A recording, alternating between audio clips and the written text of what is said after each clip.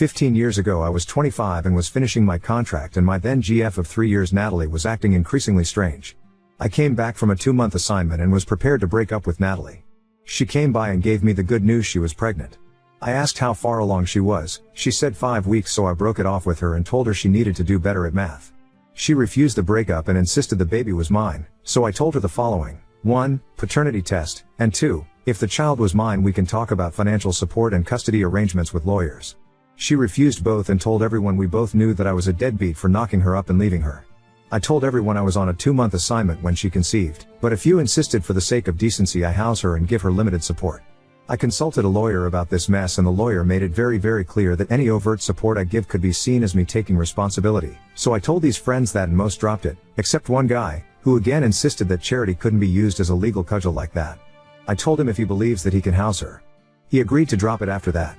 Child was born, and not even going to do the whole she didn't look like me, because most babies are born with squished faces, and all I saw were the pics she sent me with messages like Emma wants to know where daddy is and shit.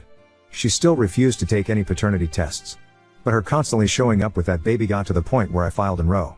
Fun fact, in my state, a permanent Roe is not, in fact, permanent. It is 2 fucking years long. The only way to get it longer is if there was a violent crime associated. And apparently bugging someone with a baby that's not theirs is not a violent crime.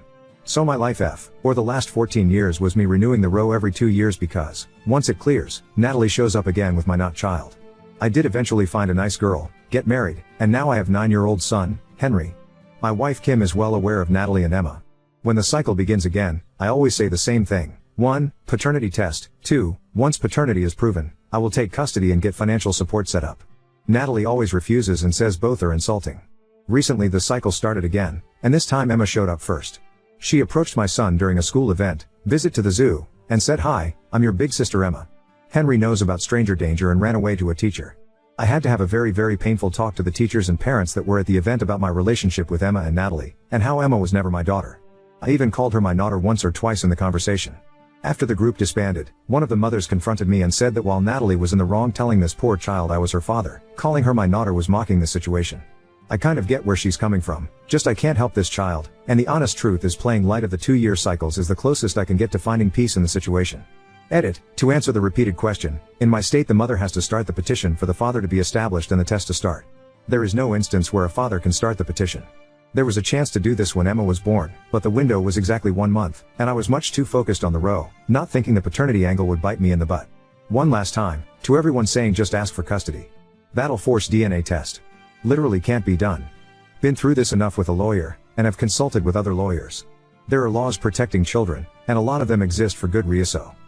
I'll explain it the way my lawyer explained it. Imagine there's a woman that ran from an abusive ex. She finds out after she escaped she's pregnant.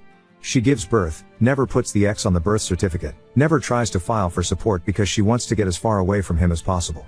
He finds out years later, and tries to rope her back in using the child as leverage. She can just say no and the state has to let it go. There is however a provision if the father was involved enough to know when the birth was, that he could submit his DNA to the state within 31 days of birth as a potential father, but that time has long passed. The law is designed this way on purpose. In the eyes of the family court, I am a random person, and I was never claimed to Emma.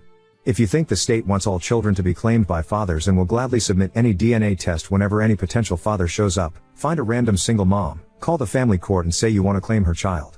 I am tired of everyone acting like all I needed to do was fill out one sheet of paper and this nightmare would end.